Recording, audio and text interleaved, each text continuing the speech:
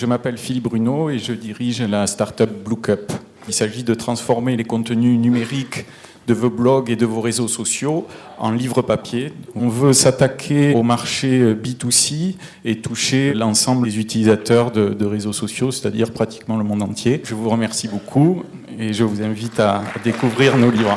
Depuis l'édition Pitchaki 2013, j'ai fait partie des délégations des startups du numérique à New York, à Montréal, à Bruxelles, et qui nous a permis de prendre des contacts importants au niveau international pour notre société. Le concept de notre société est très simple, il est de faire des livres de notre vie digitale, et ce concept a évolué dans le sens où aujourd'hui on est sur de l'objet de plus en plus sophistiqué avec des livres et de la réalité augmentée autour, les livres de demain. Les perspectives de développement se font en deux phases, c'est des développements de contrats en B2B avec des sociétés comme Photoservice, MyDesign ou Overblog et un développement à l'international que nous souhaitons réaliser après une modélisation de notre modèle économique en France. Ça, c'est l'objectif premier cette année et c'est sur ça qu'on s'emploie et les voyages qui ont été faits vont dans ce sens-là aussi.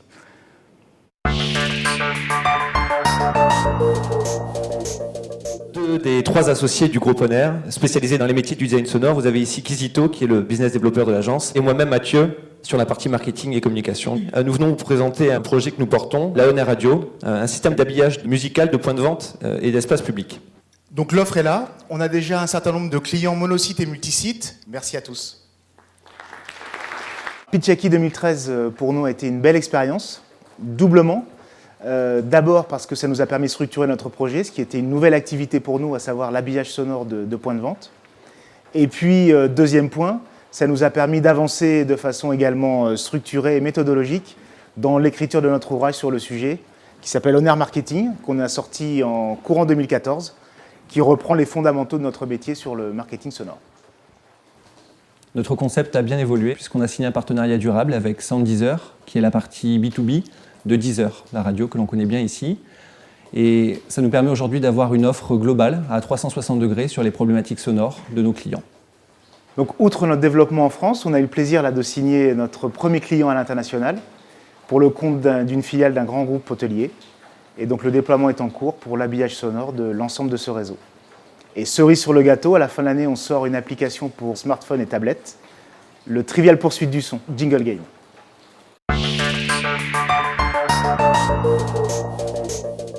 Bonjour, David Ducournau, Casual Business. Je viens vous proposer un projet qu'on porte depuis maintenant 3 ans qui s'appelle Winewoo.